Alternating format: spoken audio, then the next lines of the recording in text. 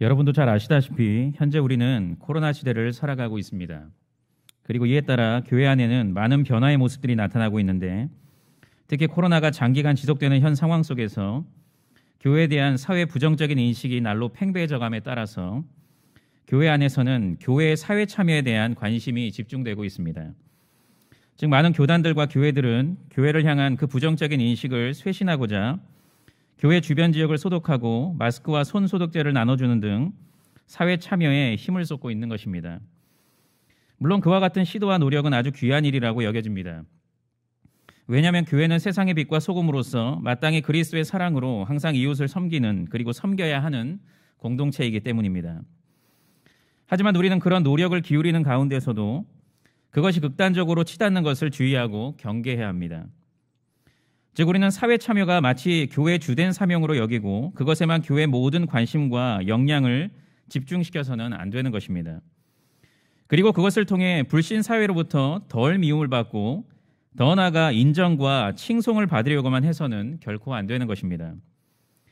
오히려 우리는 지금과 같이 교회가 불신 세상으로부터 조롱과 미움을 받고 마치 이 사회의 암적 존재인 것처럼 부당한 대우를 받을 때 그것이 명백히 말세의 징조임을 기억하는 가운데 우리의 정체성을 재확립하고 그 정체성에 부합한 삶을 살아가기에 더욱 힘써야 합니다.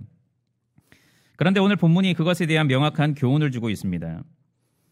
즉, 성령의 영감을 받은 사도 요한은 본문 1절부터 2절을 통해 비록 교회가 하나님의 임재 가운데 그분의 보호하심을 받는 축복의 공동체임이 분명하지만 동시에 불신 세상으로부터 42달 동안, 즉 교회 운동이 전개되는 예수님 초림과 재림 사이의 전 기간 동안 무참히 짓밟히는 고난의 공동체임을 밝혔던 것입니다.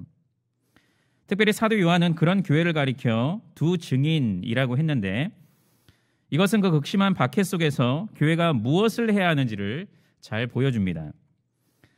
즉, 교회는 세상에 비치신 예수 그리스도를 증거하는 증인의 사명을 끝까지 충성스럽게 감당해야 하는 것입니다.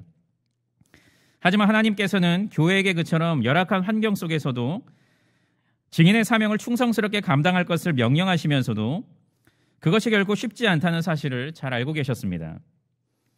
그래서 하나님께서는 오늘 본문을 통해 그렇게 할 수 있는 비결을 가르쳐 주시는데, 그것이 바로 예수님 다시 오시는 그날까지 증인으로서의 사명에 헌신해야 하는 저와 여러분이 언제나 마음속 깊이 새기고 실천해야 하는 모습입니다. 그렇다면 이 시간 오늘 본문의 말씀을 통해 지금과 같이 교회를 향한 핍박이 점점 더 극심해지는 상황 속에서 과연 우리는 어떻게 복음의 증인으로서의 사명을 충성스럽게 감당할 수 있는지 함께 살펴봄으로써 은혜를 나누고자 합니다.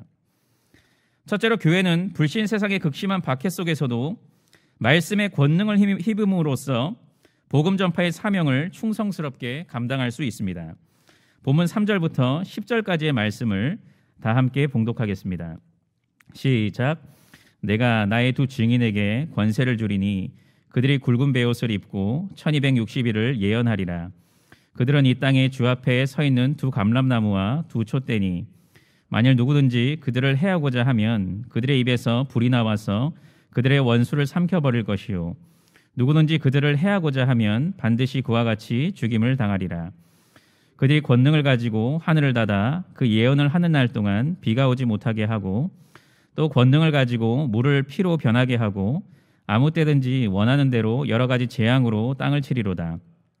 그들이 그 증언을 마칠 때에 무적행으로부터 올라오는 짐승이 그들과 더불어 전쟁을 일으켜 그들을 이기고 그들을 죽일 터인즉 그들의 시체가 큰 성길에 있으리니 그 성은 영적으로 하면 소돔이라고도 하고 애굽이라고도 하니 곧 그들의 주께서 십자가에 못 박히신 곳이라. 백성들과 족속과 방언과 나라 중에서 사람들이 그 시체를 사흘 반 동안을 보며 무덤에 장사하지 못하게 하리로다. 이 두 선지자가 땅에 사는 자들을 괴롭게 한 고로 땅에 사는 자들이 그들의 죽음을 즐거워하고 기뻐하여 서로 예물을 보내리라 하더라. 아멘. 앞서 교회가 불신 세상으로부터 교회 운동의 전 기간 동안 핍박을 받을 것임을 말씀하신 하나님께서는 이어지는 본문을 통해 그 핍박받는 교회를 들어 사용하실 것임을 말씀하시는데, 그 본문 3절의 내용입니다. 즉, 하나님께서는 그 환난의 전 기간 동안 두 증인 곧 교회에게 말씀의 권세를 주시고 굵은 베옷을 입고 예언하게 하심으로써, 즉 회개의 복음을 선포케 하심으로써 당신의 택한 백성들을 부르시는 것입니다. 그리고 이어지는 본문 4절도 두 증인 곧 교회에 대한 설명인데, 여기서 예수님은 교회를 가리켜 두 감람나무와 두 촛대라고 했습니다. 이 표현은 스가랴 4장 11절부터 14절의 환상과 일치하는데, 이것은 이 본문에 등장하는 두 감람나무로 기름 부음을 받은 두 사람, 곧 수룹바벨과 여호수아가 하나님의 권위를 입고 있는 것처럼 교회 역시도 하나님의 권위를 입고 있는 공동체임을 나타냅니다. 그리고 촛대라고 했는데, 이것은 교회가 진리의 빛으로 어두운 세상을 밝히는 사명을 가졌음을 나타냅니다. 한편 예수님께서는 비록 앞서 언급한 대로 교회 곧 복음의 증인들이 불신 세상으로부터 끊임없이 핍박을 받게 되지만, 그럴 때마다 그들의 입에서 불이 나와서 원수를 삼켜버릴 것이라고, 즉 멸망시킬 것이라고 말씀하셨는데, 이것은 교회를 향한 하나님의 완전한 보호하심을 의미하는 동시에 교회의 왕적 사역을 의미합니다. 즉 교회는 불신자들에게 복음을 전함으로써 그들로 하여금 자신들의 유기됨과 최후 심판을 스스로 확증하게 만드는 것입니다. 다시 말해서 그들은 교회가 전하는 복음을 계속해서 완강히 거절하고, 더 나아가 그들을 거세게 핍박함으로써 자신들이 받게 될 최후 심판을 더욱 확고히 하게 되는 것입니다. 그리고 이어지는 본문 6절도 앞선 본문처럼 교회의 왕적 사역에 대해 언급하는데, 즉 교회는 그 불신 세상의 파상 공격에 맞서 엘리야처럼 하늘을 닫아 그 예언을 하는 동안 비가 오지 못하게 했던 권능과 모세처럼 물을 피로 변하게 하고 아무 때든지 원하는 대로 여러 가지 재앙으로 땅을 쳤던 권능, 곧 말씀의 신실한 선포를 통해 하나님의 심판이 임하게 하는 권능을 행하는 것입니다. 그런데 본문 7절에 의하면 그처럼 교회가 증언을 마칠 때, 즉 복음 전파의 사명을 능력 있게 감당할 때 필연적으로 일어나는 일이 있는데, 그것은 곧 무적행으로부터 올라오는 짐승이 그들과 더불어 전쟁을 일으키는 것이었습니다. 즉 사탄의 통치를 받는 적그리스도 세력은 어떻게든 교회를 넘어뜨리기 위해 최후의 발악을 하면서 그들에게 극심한 박해를 가하는 것입니다. 그리고 본문 7절 하반절은 그 박해의 결과 두 증인이 죽임을 당하게 된다고 했는데, 이것은 교회가 불신 세력에 의해 처참히 짓밟혀 완전히 생명력을 잃은 것처럼 보이게 된다는 의미입니다. 그리고 이어지는 본문 8절에서는 그들의 시체가 땅에 묻히지 않고 처참히 버려지게 된다고 했습니다. 그리고 그들의 시체가 버려진 장소는 큰 성길이라고 했는데, 요한계시록 다른 본문들에서는 이 큰 성을 가리켜 바벨론이라고 했습니다. 그리고 사도 요한은 이어지는 본문에서 이 큰 성을 가리켜 영적으로 하면 소돔이라고도 하고 애굽이라고도 한다고 했는데, 이것은 바벨론, 곧 교회가 그처럼 치열히 복음 전파의 사명을 감당하다가 비참히 죽어간 장소가 소돔과 애굽과 같이 공중의 권세 잡은 자 사탄에 의해 영적 타락과 반기독교 사상이 극에 달한 장소임을 나타냅니다.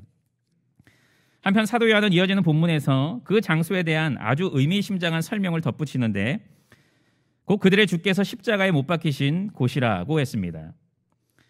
이것은 그 두 증인들과 마찬가지로 교회 머리이신 예수님께서도 바로 그 바벨론과 같이 죄악이 관영한 불신 세상 속에서 직접적으로는 로마의 압제 속에서 사역을 하셨고, 또한 그곳에서 많은 박해와 핍박을 받으시다가 결국 십자가에서 죽임을 당하셨다는 의미입니다. 그리고 본문 9절에서는 그렇게 처참히 버려진 그 두 증인의 시체가 이후 더욱 처참한 일을 당하게 될 것임을 증거하는데, 곧 백성들과 족속과 방언과 나라 중에서 사람들이 그 시체를 사흘 반 동안을 보며 무덤에 장사하지 못하게 하는 것이었습니다. 이것은 당시 사회가 시체를 매장하지 않고 내버려두는 것을 큰 능력으로 여기고, 더 나아가 죽은 자에 대한 분노를 표출하는 것으로 여겼음을 생각해 볼 때 교회를 향한 불신 세상의 증오와 분노가 얼마나 큰지를 잘 보여줍니다.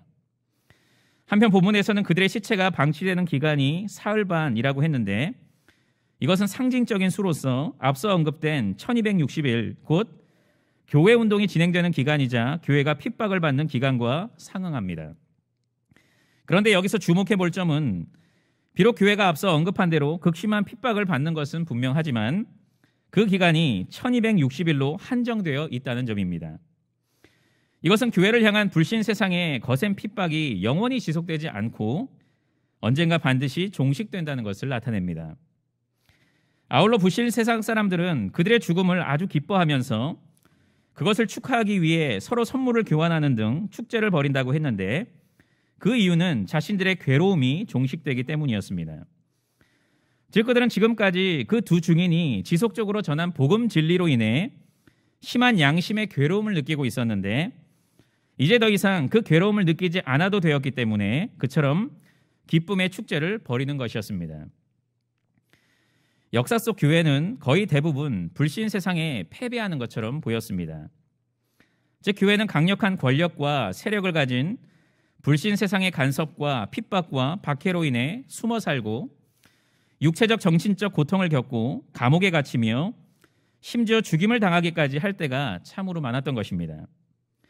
그것은 교회의 시작인 초대교회 때부터 그랬습니다. 즉 초대교회는 그 형성 때부터 유대 지도자들과 로마 정부로부터 극심한 핍박과 박해를 받았고 이후 사도 바울을 중심으로 이방 민족을 향한 선교 활동이 본격적으로 전개할 때에도 당시 아시아와 유럽 곳곳에 세워진 교회는 어김없이 정부와 이교도와 주류 세력으로부터 엄청난 핍박과 박해를 받았던 것입니다. 그리고 로마의 기독교 국교화로 인해 잠시 잠깐 교회 평화가 찾아오지만 중세시대에 접어들면서 교회는 또다시 극소수의 무리로 전락해버리고 그들은 로마 가톨릭 세력의 엄청난 압제와 탄압으로 인해 신음하게 됩니다.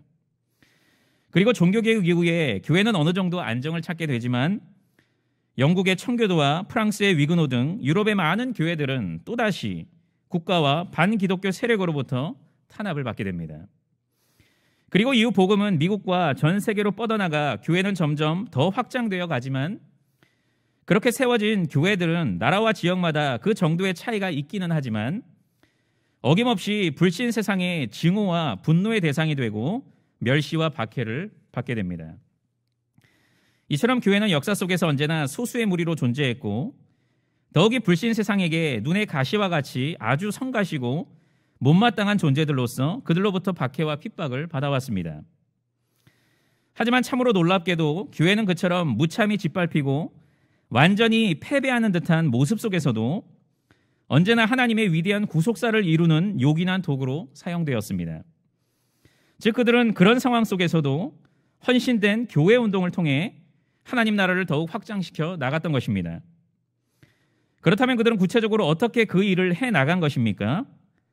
그것은 바로 교회 머리이신 예수 그리스도께서 그들에게 주신 사명, 곧 복음 전파의 사명에 죽도록 헌신함으로써입니다.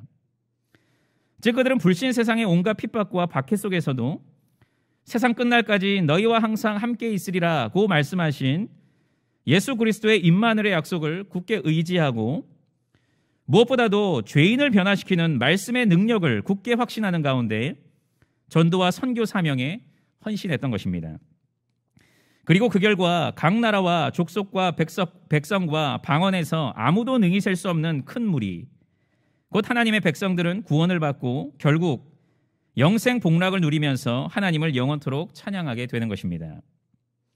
그리고 그와 정반대로 영원전 하나님께로부터 유기되기로 작정된 자들은 교회가 전한 복음으로 인해 마음이 더욱 완악해져서 자신들의 유기됨과 영원한 심판을 더욱 확증하게 되는 것입니다. 그리고 그들은 결국 최후 심판을 받게 되는 것입니다. 성도 여러분, 앞선 역사와 별반 차이 없이 이 시대에도 참된 교회는 소수이고 더 나아가 불신 세상으로부터 핍박을 받아 궁지에 몰린 형국처럼 보입니다. 즉 마치 이제 더 이상 아무 소망이 없고 심지어는 지구상에서 완전히 사라질 것처럼 아주 위태하게 보이는 것입니다. 우리나라만 봐도 정말 그렇지 않습니까? 즉 현재 한국 교회는 저 악한 북한 정권을 옹호하고 사회주의를 추종하는 현 정부의 통치 속에서 그리고 그런 가운데 겪고 있는 코로나라는 현 시국 속에서 점점 궁지에 몰리는 것처럼 보이는 것입니다. 다시 말해서 제 아무리 교회가 위정자들을 위해 기도하고 그들에게 바른 길을 제시할 뿐만 아니라 이 사회를 향해 지속적으로 선행을 베푸는 가운데 우리의 정당성을 호소하지만 그 누구도 그것을 인정해주지 않고 그것을 조롱하고 멸시하는 모습만 나타나고 있는 것입니다. 특별히 현 정부는 이 코로나의 상황 속에서 교회를 코로나 바이러스 확산의 주범으로 낙인 찍고 감시와 통제를 더욱 강화시켜 나가고 있는 것입니다. 이럴 때 우리는 무엇을 해야 합니까? 그것은 바로 앞선 참된 교회들이 한 대로 묵묵히 복음 전파의 사명에 헌신하는 것입니다. 즉 이런 상황 속에서도 하나님의 위대한 구속사는 여전히 진행되고 있으며 특히 하나님께서는 참된 교회의 캐리그마 사역, 곧 복음 전파를 통해 그 일을 이루어 가신다는 사실을 확신하는 가운데 능력의 말씀을 담대히 그리고 끊임없이 전해야 하는 것입니다. 구체적으로 우리는 개인적으로 가족과 친구와 직장 동료와 일상에서 만나는 사람들을 태신자로 품고 날마다 그들을 위해 기도하고 그들을 진실되게 섬기며 무엇보다도 복음의 능력을 확신하는 가운데 그들에게 삶과 입술로 복음을 전해야 합니다. 아울러 우리는 교회 중심의 삶을 더욱 힘써 살아가는 가운데 경향을 통해 진행되는 예수 세계화 운동에 뜨거운 기도와 정성스러운 물질로 힘써 동참해야 합니다. 즉 경향이 받은 축복의 사명, 곧 세계 선교 운동과 제네바 신대원 운동과 별들의 학교 운동, 그리고 희년맞이 5대 실천 목표에 힘써 동참해야 하는 것입니다. 그러면 비록 불신 세상은 그런 우리를 더욱 조롱하면서 손가락질을 하고 우리를 궁지로 몰아넣는다고 하더라도 하나님께서는 그런 우리를 기뻐하시고 그 충성스러운 사명 감당을 통해 영광을 받으실 것입니다. 그리고 그것을 통해 하나님 나라를 더욱 확장시켜 나가시는 한편 우리의 대적자들에게 예비되어 있는 최후 심판을 더욱 공고히 하실 것입니다. 비록 복음의 증인으로서의 사명 감당은 결코 쉽지 않지만 다이너마이트처럼 폭발력이 있는 복음의 능력을 확신하는 가운데 경향교회를 중심으로 한 예수 세계화 운동에 힘써 동참하심으로써 하나님의 위대한 구속사에 귀하게 쓰임 받으시는 경향의 모든 성도님들이 되시기를 간절히 바랍니다. 둘째로 교회는 불신 세상의 극심한 박해 속에서도 예수 그리스도의 재림 때 누리게 될 최후 승리를 소망함으로써 복음 전파의 사명을 충성스럽게 감당할 수 있습니다. 본문 11절부터 13절까지의 말씀을 다 함께 봉독하겠습니다. 시작. 3일 반 후에 하나님께로부터 생기가 그들 속에 들어가매 그들이 발로 일어서니 구경하는 자들이 크게 두려워하더라.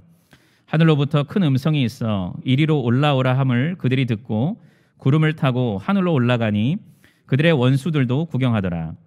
그때에 큰 지진이 나서 성 10분의 1이 무너지고 지진에 죽은 사람이 7천이라. 그 남은 자들이 두려워하여 영광을 하늘의 하나님께 돌리더라. 아멘. 사도 요한은 앞서 두 증인, 꼭 교회가 예수님의 초림 때부터 재림 때까지 말씀의 권능에 힘입어 복음 전파의 사명을 능력 있게 감당한다고 했습니다. 그리고 그 결과 교회가 영광을 누리는 것이 아니라 예수님께서 그러하셨듯이 불신 세상으로부터 온갖 박해와 핍박을 받고 결국 그 자취를 거의 감추게 된다고 했습니다. 하지만 사도 요한은 이어지는 본문 11절에서 그 절망적인 일 이후에 교회가 경험하게 될 놀라운 반전의 사건을 증거하고 있는데 곧 3일 반 후 하나님께로부터 생기가 그들 속에 들어가서 그들이 바로 일어서게 되는 사건입니다. 이것은 교회 운동의 기간이 다 끝나고 예수님 재림 때 일어나게 될 사건으로서 생명의 주관자이신 하나님께서는 당신의 신실한 증인들에게 생명의 기운을 불어넣어 주시어 죽었던 몸이 다시 살아나는 놀라운 부활의 역사를 일으키신다는 것입니다. 즉 그리스도와 연합된 신자는 부활의 첫 열매이신 예수님의 뒤를 쫓아 육체의 부활을 경험하게 되는 것입니다. 그리고 본문은 이에 구경하는 자들, 곧 교회를 끈질기게 박해했던 대적자들이 그 광경을 목도하고 크게 두려워하게 된다고 했는데 그 이유는 바로 자신들이 곧 경험하게 될 지옥 형벌을 직감하게 되기 때문입니다. 한편 본문 12절에 의하면 이 신자의 부활 사건 이후에 하늘로부터 큰 음성이 들려오게 된다고 했는데 그것은 곧 이리로 올라오라는 하나님의 음성입니다. 즉 하나님께서는 그들에게 당신께서 계신 곳으로의 승천을 명령하시는 것입니다. 그리고 그 명령이 떨어짐과 동시에 그들의 몸은 예수님의 승천과 꼭 마찬가지로 구름을 타고 곧장 그곳으로 올려지게 됩니다. 한편 본문에 의하면 불신자들은 앞선 신자의 부활에 이어 이 광경 역시도 목도하게 되는데, 이것은 신자의 승천이 이 땅의 모든 사람들이 다 볼 수 있도록 공개적으로 일어날 것임을 나타내는 것입니다. 그리고 본문 13절 상반절에 의하면 그 신자의 승천 사건이 일어난 바로 직후에 큰 지진이 일어나서 성 10분의 1이 무너지는데, 그것으로 인해 죽은 사람이 7천이라고 했습니다. 여기서 큰 지진은 하나님의 심판으로 인한 이 세상의 파국적인 붕괴를 상징합니다. 그리고 그 심판으로 인해 성 10분의 1이 무너지고 7천 명이 죽는다고 했는데, 당시 사회에서 숫자 10은 많은 수, 그리고 숫자 7은 완전수를 각각 상징함을 생각해 볼 때 불신 세상 가운데 임하게 될 하나님의 심판은 완전하면서도 철저할 것이라는 사실을 알 수 있습니다.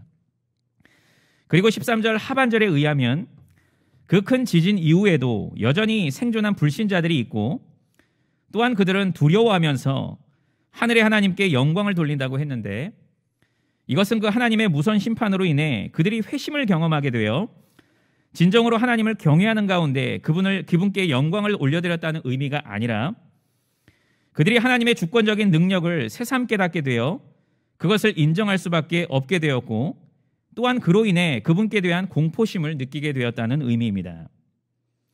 한편 이후의 내용을 통해 알 수 있듯이 그들은 결국 지옥 형벌이라는 최후 심판을 받게 됩니다. 성경은 신약의 교회가 전투하는 교회라고 묘사합니다. 즉 교회는 전쟁을 치르는 한 나라의 군대처럼 종말의 기간 동안, 즉 예수님 초림 때부터 재림 때까지 공중의 권세 잡은 자 사탄의 세력에 맞서 끊임없이 치열한 영적 전투를 벌이는 것입니다. 그런 이해 속에 바울은 디모데에게 그리스도의 예수의 좋은 병사가 될 것을 강권했고, 또한 에베소 교회 성도들에게 하나님의 전신갑주를 취하여 마귀를 대적할 것을 강권했습니다. 그런데 여러분도 잘 아시다시피 이 전투하는 교회로서의 사명을 꾸준히 잘 감당하는 것은 결코 쉽지 않습니다. 그리고 요즘과 같이 사탄의 공격이 더욱 교묘하면서도 강력히 몰아칠 때에는 그렇게 하기가 훨씬 더 힘듭니다. 그리고 실제로 우리는 이 숱한 전투에서 때때로 패배하기도 합니다. 즉 우리는 이런 상황 속에서 우리의 대장이신 예수 그리스도의 명령을 좇지 않고 제멋대로 행동하다가, 혹은 우리의 방패요 무기인 말씀과 기도로 잘 무장되지 못해서 사탄의 공격에 속수무책으로 당하기도 하는 것입니다. 하지만 우리는 그렇다고 해서 전투하는 지상교회라는 우리의 정체성과 그 전투하는 지상교회의 병사라는 나의 정체성을 내팽개치거나 조금도 소홀히 여겨서는 절대로 안 됩니다. 오히려 우리는 그 모든 사탄의 공격에 맞서 우리가 앞으로 누리게 될 최후 영광을 소망하는 가운데 믿음의 선한 싸움을 더욱 맹렬히 싸워나가야 하는 것입니다. 즉 우리는 현재 우리가 우리의 머리요 주인이신 그리스도의 십자가와 부활 사역을 통해 이미 누리고 있는 승리의 기쁨은 그저 맛보기에 불과하다는 사실을 깨닫고, 그분의 재림 때 천상교회로서 충만히 누리게 될 최후 승리의 기쁨을 소망하면서 그분께서 우리에게 맡기신 복음 전파의 사명에 진정 죽도록 충성해야 하는 것입니다. 개혁신학자인 루이스 벌코프는 천상교회가 누리게 될 그 최후 승리에 대해서 이렇게 묘사했습니다. 천상의 교회에서 칼은 승리의 종려나무로 바뀔 것이고, 전쟁의 함성은 승리의 노래로 바뀌고, 십자가는 면류관으로 대체될 것이다. 성도 여러분, 그 영광스러운 최후 승리의 날이 우리 앞에 놓여 있습니다. 그날이 되면 숱한 영적 전투 속에서 의의 병기로 쓰여서 닳고 다른 우리의 육신은 부활하신 예수님의 몸처럼 완전하고 영광스러운 몸을 입고 부활하게 될 것입니다. 그리고 영혼과 육신이 결합된 완전한 모습으로 승천하여 그 그립던 주님과 더불어 영원히 살며 그분을 영원토록 예배하는 복된 삶을 살게 될 것입니다. 그날이 되면 이제 더 이상 사탄의 권세가 우리에게 미치지 못할 것입니다. 그리고 우리는 죄의 존재로부터 완전히 구원받은 존재가 되어서 더 이상 죄를 짓지 않게 될 뿐만 아니라 우리의 모든 마음과 말과 행위가 그분의 영광으로 직결되는 영화의 상태가 될 것입니다. 반대로 그날이 되면 예수님을 믿지 않을 뿐만 아니라 예수님과 그분의 몸된 교회를 대적했던 불신자들은 우리가 누리는 영광을 똑똑히 목도하는 가운데 자신들에게 임하게 될 최후 심판을 직감하면서 벌벌 떨게 될 것입니다. 그리고 그들은 그 두려움 속에서 영원한 지옥 형벌을 받게 될 것입니다. 그러므로 성도 여러분, 지금과 같이 한국교회가 불신 세상으로부터 조롱을 받고 부당한 간섭을 받고 있는 이 암담해 보이는 현실로 인해 조금도 낙심하거나 주눅들지 마시기를 바랍니다. 하나님의 자녀요 그리스도인이라는, 특별히 오늘 본문에서 언급한 대로 증인이라는 자신의 영광스러운 정체성을 숨기거나 조금도 부끄러워하지 마시길 바랍니다. 오히려 이럴 때일수록 그 정체성을 자랑스럽고 영광스럽게 여기시기를 바랍니다. 그리고 무엇보다도 우리가 반드시 맞이하게 될 그 영광의 날을 간절히 소망하면서 복음 전파의 사명에 죽도록 헌신하시기를 바랍니다. 특별히 경향교회를 통해 진행되는 예수 세계화 운동에 힘써 동참하시되 지금과 같이 전 세계적으로 코로나 재앙이 덮치고 점점 더 기독교에 대한 간섭과 핍박의 강도가 높아짐으로써 사명 감당에 더 큰 어려움을 겪고 계시는 우리 재신노회 선교사님들을 위해 더 간절히 기도하시고 그들을 물질로 후원하는 일에 더 마음을 모아주시기를 바랍니다. 그러면 지난번 주일밤 예배 때 설교를 하셨던 어느 선교사님의 말씀처럼 보급부대인 우리의 그 든든한 지원을 통해 전쟁터 최전방에서 목숨을 걸고 싸우고 계시는 선교사님들은 더욱 용기 백배하여 맡겨진 복음 전파의 사명을 잘 감당하실 것입니다. 그리고 그것을 통해 전 세계 속 잃어버린 아브라함의 백성들은 하나님의 품으로 돌아와 그분께 영광을 돌리게 될 것입니다.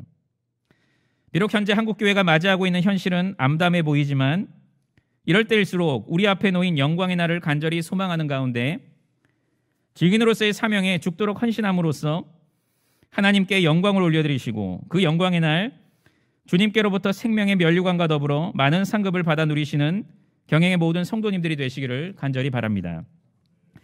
사랑하는 경행의 성도 여러분, 비록 현재 교회가 불신 세상으로부터 받고 있는 간섭과 핍박이 우리의 마음을 무겁게 하는 것은 사실이지만 이 작금의 현실로 인해 조금도 놀라거나 두려워하지 마시길 바랍니다. 왜냐하면 그것은 하나님께서 당신의 뜻의 계시인 성경을 통해 이미 우리에게 분명히 알려주신 것이기 때문입니다. 즉 그것은 아주 자연스러운 것으로서 참된 교회는 종말의 때에 필연적으로 불신 세상으로부터 많은 핍박을 받게 되어 있습니다. 성령의 영감을 받은 사도 바울은 그것에 대해 우리가 하나님의 나라에 들어가려면 많은 환난을 겪어야 할 것이라고 경고했고 무엇보다도 우리 예수님께서는 너희가 내 이름으로 말미암아 모든 사람에게 미움을 받을 것이다 라고 말씀하셨습니다.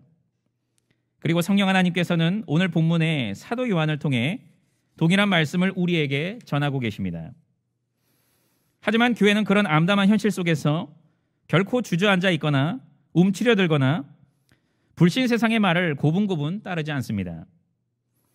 오히려 교회는 그런 상황 속에서 그 환난을 아주 당연한 것으로 받아들이고 끝까지 인내하면서 주님께서 맡기신 복음 전파의 사명에 헌신합니다.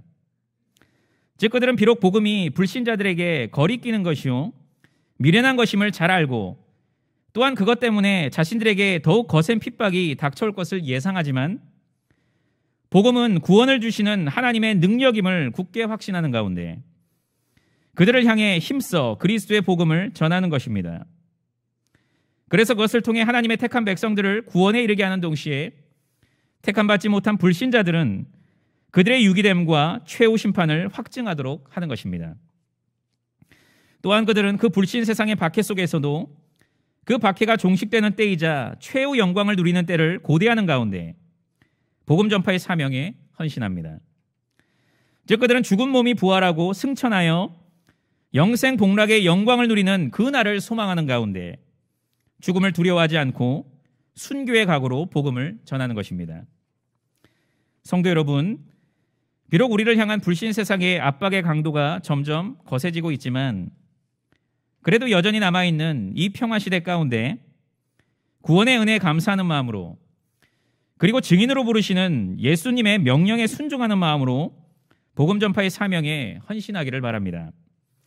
특별히 경향을 통해 진행되는 예수 세계화 운동에 헌신하시되 언제나 가든지 보내든지 하는 순교의 각오로 세계 선교의 사명에 기도와 물질로 생애 최고의 헌신을 하시기를 바랍니다.